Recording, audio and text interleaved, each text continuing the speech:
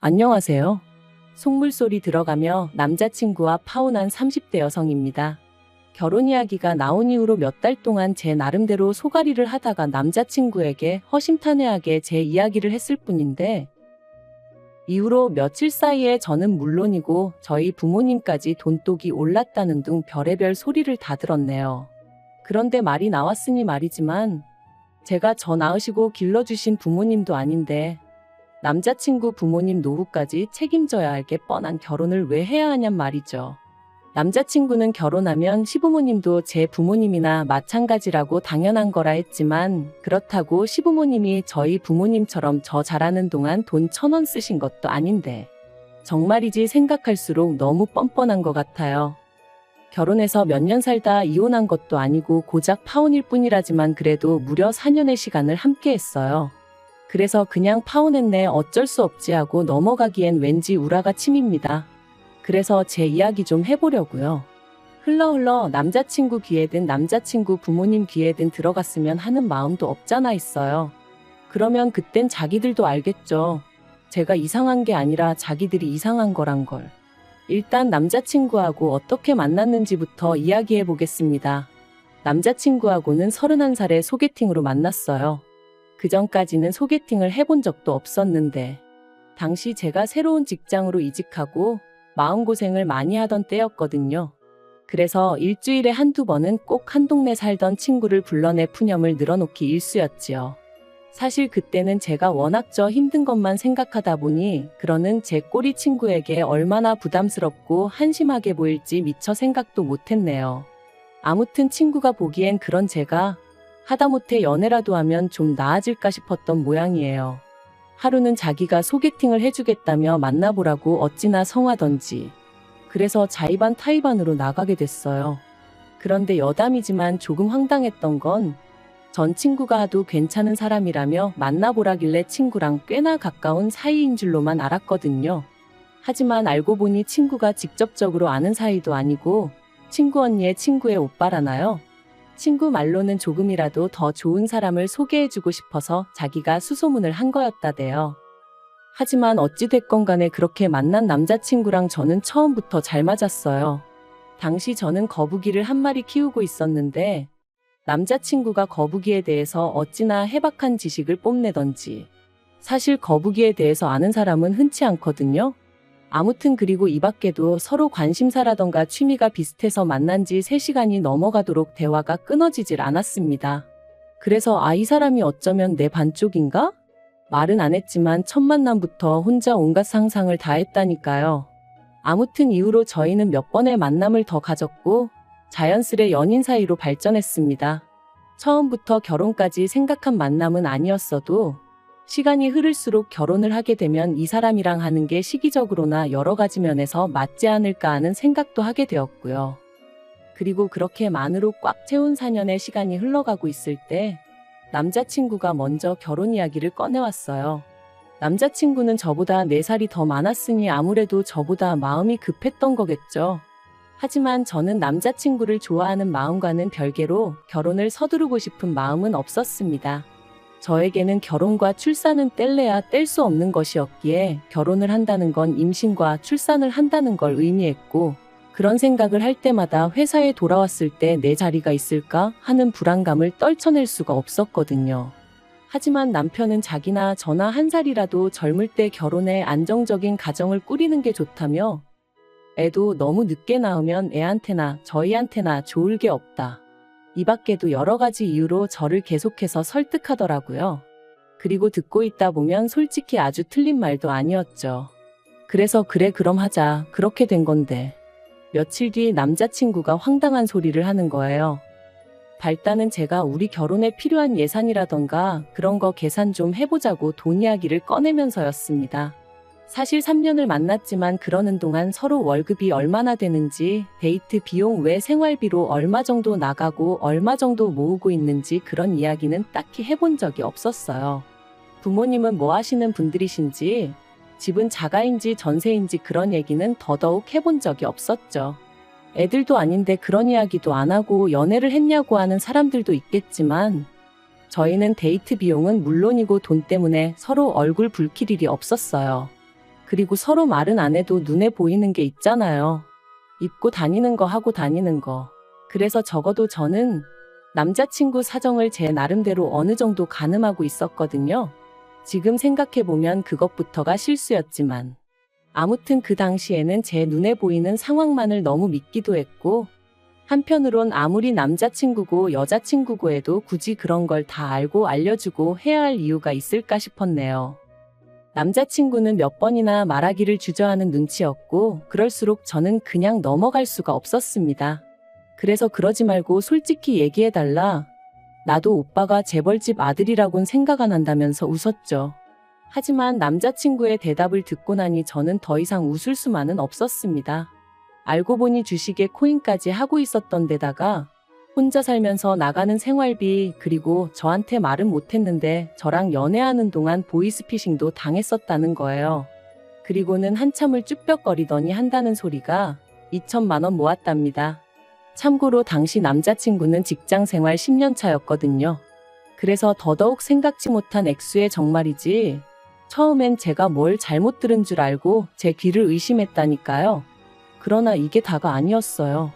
그나마 그 2천만 원도 통장에 따로 현찰로 딱 있는 게 아니고 혼자 살 집을 구하면서 전세 보증금을 대출을 받았는데 그 대출 중 갚은 돈이 2천만 원이란 소리였거든요. 정말이지 어이가 없고 기도 안 차대요. 오죽하면 저도 모르게 돈을 그거밖에 못 모았는데 프로포즈를 한 거냐 소리가 다 나오더라니까요. 저는 남자친구더러 그러면 결혼한다고 하면 부모님께서 도와주실 생각은 있으신 거냐 물었습니다. 솔직히 2천만 원이 꽤나 충격적이다 보니 말을 조심해서 한다던가 돌려서 말할 여유가 없었어요. 그랬더니 남자친구 말이 그것도 좀 힘들 것 같답니다. 그리고는 하는 얘기가 남자친구가 대학에 들어가고 얼마 지나지 않아 아버님 어머님이 이혼을 하셨는데 이후로 아버님은 옥탑방 하나 구해서 혼자 살고 계시고 어머님은 이모님 댁에 얹혀 살고 계시다고요. 그리고 어머님이 아마 1억 정도 가지고 계실 텐데 자기는 그 돈 달라고는 죽어도 못한답니다. 자기가 그 돈 받으면 어머님한테는 아무것도 남는 게 없다면서. 그리고는 저더러 많이 실망했냐. 자기가 어떻게 쓰면 좋겠냐는데 거기다 대고 무슨 말을 해줘야 할지 모르겠더라고요. 어머님 돈에 손대기 싫은 거야. 이해 못할 건 아니지만 그럼 뭐 결혼은 왜 하자고 한 건가? 솔직히 원망스러운 마음까지 들었거든요. 그리고 저는 고민 끝에 이 이야기를 저희 부모님께 일단 말씀은 드렸습니다. 참고로 저희 집은 아주 대단한 부자는 아니어도 남자친구와 비교하면 비교적 여유 있는 상황이었거든요. 노후 준비도 다 되어 있으셨고요. 그래서 감사하게도 자식인 저는 두 분을 경제적으로 도와드려야 한다 그런 생각은 한 번도 해본 적이 없었어요. 오히려 제가 30 넘어서도 부모님께 종종 도움을 받으면 받았지. 게다가 제가 알기로 제가 결혼한다고만 하면 저희 부모님은 2억 정도는 해주실 생각을 갖고 계셨거든요. 저도 저대로 따로 모아둔 돈도 있었고요. 그래서 결혼을 한다는 건 어디까지나 제 마음에 달린 문제였지 다른 건 크게 신경 쓸 이유가 없을 줄 알았는데, 그리고 아니나 다를까 제 예상대로 남자친구의 사정을 알게 되신 저희 부모님 두 분 다 몹시 언짢아 하셨어요. 화도 많이 내셨고요. 저와 똑같이 준비된 것도 하나도 없이 무슨 프로포즈를 하느냐고 제정신이냐 하시면서 말이죠. 하지만 그래도 부모님은 하지 말라는 말씀보단 저더러 잘 생각하고 후회 없는 결정을 내리라고 얘기해 주셨어요. 만약에 제가 끝까지 이 결혼을 하겠다고 하면 집은 부모님이 해주시겠다고 대신 남자친구한테 하다못해 차 한 대는 어떻게든 해오라고 하라시면서 말이죠. 참고로 차를 해오라고 하신 이유는 저도 잘 모르겠어요. 나름대로 성의를 보고 싶으셨던 건 아닌가 싶기도 하고. 아무튼 이후로 며칠 동안 저는 남자친구의 연락을 피했습니다. 솔직히 만나면 원래 하기로 했던 대로 결혼을 하던지 아니면 헤어지던지 해야 할 것 같았는데 머리로는 헤어지는 게 맞다는 걸 알면서도 차마 입이 떨어지지가 않을 것 같았거든요. 하지만 시간이 흘러도 뭐 하나 해결되는 것도 없었으니 결국 남자친구를 만났습니다. 그리고 남자친구에게 저희 부모님이 하신 말씀을 전했죠. 집 문제는 저희 부모님이 해결해 주실 테니 대신 남자친구한테 차 한 대는 해오라 하셨다고요. 그랬더니 남자친구가 대번에 하는 말이 자기가 전에 말하지 않았냐면서 그럴 돈이 없다는데 왜 차를 사오라 하시냐며 저희 부모님이 자기가 마음에 안 드니 일부러 그러시는 거 아니냐대요. 그래서 제가 나쁘게만 생각하지 말고 최대한 성의를 보이라는 말씀이시겠지 하고 한마디 했어요. 솔직히 2천만 원밖에 없는 게 자랑도 아니고 그렇다고 얼마나 대단한 일을 하느라 돈을 못 모은 것도 아닌데 뭐 그렇게 당당하냐고. 나는 오빠도 이해가 안 된다 하면서 말이죠. 그리고는 이때 결국 그냥 결혼은 없던 일로 하자고 제가 먼저 말을 꺼냈습니다. 저는 사실 남자친구가 차를 해오고 못 해오고를 떠나서 이런 상황 자체를 저한테 좀 미안해했으면 했었거든요. 아니면 알겠다고 어떻게든 한번 해보겠다고 말이라도 그렇게 해주던가. 그런데 이건 뭐 거의 배째라는 시기였으니 저도 오만정이 뚝 떨어지더라니까요. 그런데 그렇게 이별을 고하고 열흘쯤 지났나 남자친구에게 연락이 왔어요. 자기가 자기 어머니하고 이야기를 해봤다며 만나서 얘기하자 그러더라고요. 그래서 솔직히 말하자면 못 이긴 척 나갔습니다. 이별이라는 게 역시나 쉬운 게 아니었거든요. 그것도 제가 제일 정신적으로 힘들고 지칠 때 만나 나름대로 고마운 기억도 많다 보니 말이죠. 그런데 이런 마음이 남자친구와 남자친구 어머니를 만나면서 와르르 무너져 버렸습니다. 남자친구의 어머니가 생각지도 못한 말씀을 하셨거든요. 제가 카페에 도착했을 땐 남자친구와 남자친구 어머니가 먼저 나와 있었는데 저더러 왔냐 고생했다 그런 말은커녕 앉으라는 말도 없이 본론만 얘기하자 하시더니 저희 집에서 해준다는 집이 어디에 있는 얼마짜리냐 뭐 그런 걸 물어보시대요. 뿐만 아니라 집은 뭐 공동명의로 해주시는 거냐고요. 당혹스러웠지만 제가 그런 건 저는 잘 모르니 저희 부모님하고 이야기를 해보시는 게 좋겠다 했어요. 그랬더니 어머님 말씀이 뭐 어찌되든 상관없다면서 저희 집에서 해오라는 차는 당신이 사줄 거니 걱정하지 말랍니다. 다만 저희 쪽이 얼마나 대단한 집이라고 그런 조건을 다는 건지 모르겠다는 식으로 말씀을 하시는데 여러 가지로 생각이 많아지더라고요. 하지만 거기서 끝이 아니었어요. 어머님을 만나 뵌 지 한 일주일쯤 지났을 때였습니다. 그 사이 남자친구도 저희 부모님께 인사를 드렸고 그래서 이제 슬슬 부모님들끼리 만날 일정을 잡으려던 차였죠. 그런데 남자친구가 먼저 할 이야기가 있다더니 어머님이 이모님 집에서 나오셔야 될 것 같다는 거예요. 이모님 딸이 사정이 생겨 이모님 집에 들어와 살게 되었는데 그 일로 어머님이 그 집에 있기가 어려워지셨다나요? 어머님 입장은 그래도 당신이 먼저 들어와 살고 있었는데 갑자기 방을 비워달라는 게 말이 되냐 버티시는 중이셨고 이모님은 그래도 딸이 들어와 산다는데 어쩌겠냐며 나가달라셨다나요? 뭐 솔직히 남의 집안일이니 제가 이러쿵저러쿵 할 일은 아니었지만 어쨌든 남자친구 이야기를 들었을 땐 어머님이 오래 계시지는 못하겠구나 싶었죠. 아무튼 그래서 어머님이 난처하시겠네 하니까 남자친구가 한다는 말이 그래서 말인데 신혼집이 준비되는 대로 어머님을 와 계시게 해야겠다는 거예요. 생각지도 못한 남자친구의 말에 얼마나 놀랐는지 몰라요. 어머님을 좋아하고 안 좋아하고를 떠나서 어머님 사정이 딱하고 아니고를 떠나서 저도 제 신혼에 대한 나름의 로망이 있기도 했고 솔직히 저 조금이라도 편하게 시작하라고 저희 부모님이 신혼집 문제는 해결해 주시겠다 하신 건데 거기다 어머님부터 모시자니 생각만 해도 머리 아프고 기분도 안 좋더라고요. 그래서 제가 아무래도 그건 좀 어렵겠다 했어요. 나도 그렇게 되면 내 부모님 볼 낯이 없다고 그리고 언제까지 계셔야 할지도 모르는데 책임지지 못할 일은 시작도 하고 싶지 않다고 했죠. 하지만 남자친구는 저더러 너무한다면서 이게 사실 저희 부모님 때문이나 마찬가지랍니다. 저희 부모님이 차를 사오라고 억지를 쓰시는 바람에 자기 어머니가 돈을 쓰셔야 되고 그래서 따로 방을 구하기가 어렵게 되신 거라나요? 그러면서 와 계시는 게 싫다 하면 뭐 어머님 떨어 길바닥에서 지내시라는 거냐며 너무한다는 거예요. 그리고는 제가 정 못 모시고 살겠다 하면 어쩌겠냐고 자기가 월세라도 하나 구해드리고 그 월세랑 생활비를 대드리겠다는데 정말 기도 안 차더라고요. 그래서 남자친구한테 양심도 없냐고 뻔뻔하다 그래버렸어요. 그랬더니 저더러 말을 왜 그따위로 하냐면서 그러니까 돈 없다는데 왜 꾸역꾸역 차라도 사오라는 거냐며 저랑 저희 부모님이 못되고 이상한 거랍니다. 솔직히 집 사줄 능력이 되면 기왕 해주는 김에 차도 한 대 사줄 수 있는 거 아니냐고. 그게 아니면 차는 저랑 자기랑 결혼하고 나서 할부로 사고 같이 갚아나갈 수도 있는 거 아니냐며 말이죠.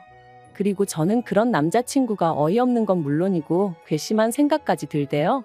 그래서 우리 부모님이 무슨 자선사업가냐고 소리를 질렀습니다. 우리 부모님이 집을 해주신다는데 차 정도는 말씀하실 수도 있는 거 아니냐? 그리고 정 어려울 것 같으면 차라리 어렵다 미안하다 하지 왜 억지를 쓰냐면서요.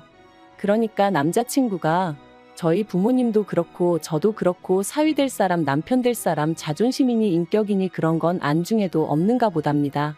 그리고는 저더러 그렇게 살지 말라길래 저도 질세라 너야말로 거지근성 버리고 네 엄마랑 알콩달콩 재미지게 살라 했죠. 그리고 그렇게 저희는 두 번째 파혼을 감행했고 이때는 처음과 달리 뭐 좋았던 기억이고 뭐고 생각나는 것도 없었어요. 오히려 곰곰이 곱씹을수록 재수없고 날 얼마나 호구로 봤으면 집 해오는 김에 차도 해오라는 헛소리를 할 수가 있나 싶고 하지만 이미 파혼한 마당에 쫓아가서 뭐라 하는 것도 웃기고 그래서 솔직히 넘어지면 콱코나 깨져라 그런 생각만 하고 있었는데 한 두 달 정도 지났나 또 연락이 왔습니다. 한다는 말이 자기가 그냥 다 잘못했다면서 자기 좀 받아주면 안 되겠냐 그러더라고요. 자기가 곰곰이 생각해봤는데 자기 인생에서 저 같은 여자는 또 못 만날 것 같다면서 자기가 잠깐 눈에 뭐가 씌었었나 보다고 저만 원하면 어머님하고도 연락 끊고 살겠다나요? 제가 됐다고 멀쩡한 모자 사이 갈라놓았다고 욕먹을 일 있냐 관심 없다 했습니다. 그리고 남자친구가 말한 것처럼 저도 똑같이 말해줬어요. 곰곰이 생각해보니까 나야말로 하마터면 내 인생에서 제일 잘못된 결정을 내릴 뻔했다고 너랑 헤어진 건 정말 신의 한 수였다고 말이죠. 그랬더니 찌질한 남자친구가 하는 말이 여자가 한 남자랑 4년이나 사귀었으면 그거 결혼한 거나 마찬가지라고 그러니까 어차피 저는 자기 아니면 누구와도 결혼 못할 거라나요? 아니 지랑 나랑 동거를 했나 뭘 했나. 기도 안 차서 두고 보라고 했네요. 솔직히 남자친구랑 파혼하는 과정에 기도 너무 빨리고 말 그대로 있는 대로 진이 빠져서 당분간 연애니 결혼이니 그런 쪽으론 요만큼도 의지가 없어요. 그래도 저 하나 사랑하는 마음은 진짜라 믿었기에 친정 부모님한테 그렇게 손까지 벌려가며 어떻게든 한 가정을 이루고 같이 잘 살아보려고 했건만 무능력한 건 둘째치고 욕심만 사나워가지고 손해는 조금도 안 보려고 하고 생각할수록 괘씸할 뿐이네요. 아무튼 이제 다 끝났고 이렇게 속 시원하게 욕도 했으니 지금부터는 이름 석자도 있겠습니다.